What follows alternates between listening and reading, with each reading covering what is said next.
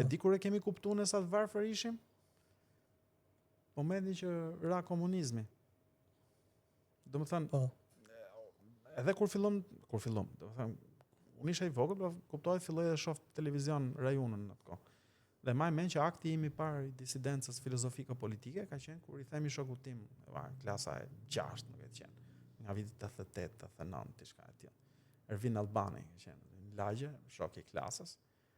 Edhe filloi të thotë, se ne jemi të lumtur këtu, se syra muhabeti, kështu, po thoshin ato sloganet që ishim gjithanë në shkollë. Se edhe fëmijët në botën kapitaliste kështu është. Edhe I them, çfarë thon Ervino, o gomar, them. Pa e diti që ata po duan hajnë çokoladë një herë në javë.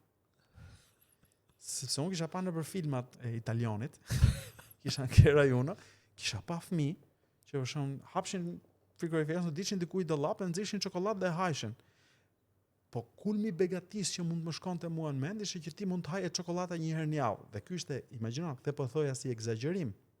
Se as vetë nuk e besoje që mund të haje çokoladë një herë në javë. Po pse më çokolada nuk konsumoj, do të thënë. Po më fal, unë jam I tranzicionit, nuk jam I. Unë kisha atlete. Kisha ble atlete kineze, vishin nga Kina. Ato atlete dilja dhe luaj. Ato atlete unë do shtuja 2 vjet. Gjatë 2 vjetëve koma ime do rrite, kuptoja, se është momenti I rritjes.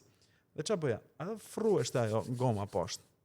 Edhe të dilnin komba, dilte çorapet. Ç'a bëshëm? Unë sa herë që luaja futboll, veja copa kartoni. Dhe nga që atletet ishin ça, I qepja me spango. Problemi që ato nuk mbanin, dhe sa herë që luaja futboll, unë I ribëja atletet e mia nga fillimi. Dhe kur vinte ora 2 mëngjesi, vinte baba im, kur kishte qumësh, edhe më çanta, thosh merri batania, diçka me batania, 84, 85, 87.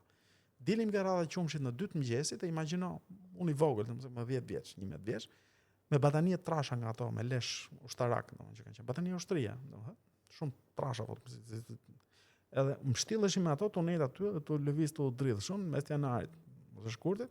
Tu prit që të vite qumshi, duke e ditë shumë mirë që nga ato 100 veta që mbajshin radhën për qumësh, vetëm 1/3 do merrshin qumësh, se s'kishte për gjithë. Domethënë, interesante. Unë edhe kur ti tregoj tu e di që ty duken interesante, po. Fëmijëve të sotëm, jo, unë po mendoj që ato që tregoj unë nuk janë ai sakrificë tani. Po jo, pas unë ç'ti gjenerata. Ç'është problemi? Unë këto gjëra nuk I kam menduar ndonjëherë si sakrificë. Unë jam çudit atëherë kur kam në 92-shin kam dalë për herë të parë jashtë shtetit. Dhe na çojnë në jug të Francës. Fitoj një konkurs frëngjishta unë atëherë, dhe na çojnë ca nxënës gjimnazeve, Tiranës, ku kam qenë 16 vjeç, 17 pa pak, dhe na çojnë neve në Francë. Që hyj që ke hyj janë traget, se shku me tragete më kështu. Që ke hyj pa traget, 2 ditë rresht ne skemi flet, 48 orë pa gjumë. Nuk flenim dot. Se gjithçka që shifnim rrotull ishte të mëshme. Ditën e parë arrim në Francë, na nxjerrin ushqimin. Ishin bo ushqimet normale me ato që ishin për të ngrënë kështu. Shohim neve në mëngjes ishin mbush ato me cornflakes kështu, me Danone, vogla, kosa e gjëra kështu. Sa u futa I tipi, ne ishim 35 veta bashkë me shoqërus. Sa u futa I tipi në kuzhinë ku më marri, siç Aleni që quhej, menaxheri atë. Sa u futa Emina, kur kthyem as 3-4 minutash ai, ishte tavolinat bosh, vetëm pjata. Kishte vetëm qumësht. As kos, as cornflakesa. Se direkt çka kishin bë? Se cili nga ne që marr cornflakesat, marr kosat dhe fut nëpër xhepa, nëpër gjona për t'i marrë me veten në Shqipëri. Në 92-shin. Në 92-shin unë kuptoja që ti mund të hash edhe ai na shifte kështu as duhet, se filloi të kuptoj pastaj. Edhe solli të tjera. Ti kuptove një gjë të llatarshme që në këtë perëndimin e famshëm kapitalist që në të cilin kishin vjedhur gjithkohës, mund të hash sa të duash. Sepse I vetmi moment I vitit ku ti mund të haje sa të doje, ato çka kishe dohet, ishte viti I ri. Ai se ishte pjesa e shprehja shqiptare, se çfarë bën sot viti I ri? Ti mund të hash sa të duash. Interesant është. Megjithatë ty s'të gjeti gjë kur bëre këtë aktin e disidencës në kam bërë më kësaj, pastaj mas 2 vjetësh, bashkë me një shokun tim. Elvin Mihillin, ishim në gjimnaz, ishte pak frym liberale në Ramizalin, ëh?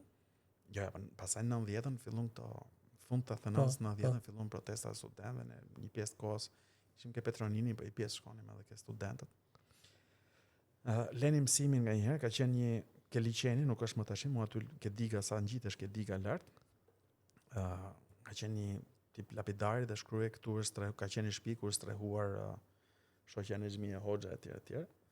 Edhe me Elvin pa më rodh, u menu mirë. Dhe mojë copletë dhe ngulëm aty ke jashtum shoqja në xhmie dhe në vend të mbiemrit shkruajtëm një epitet që s'po ta them tash se s'ka lezet, domethënë. Dhe ky ka qenë aksioni i parë. Antikomunist. Por ama në ishte Mos më thuaj që s'keni pas frikë. të merr, jo frikë. Patjetër.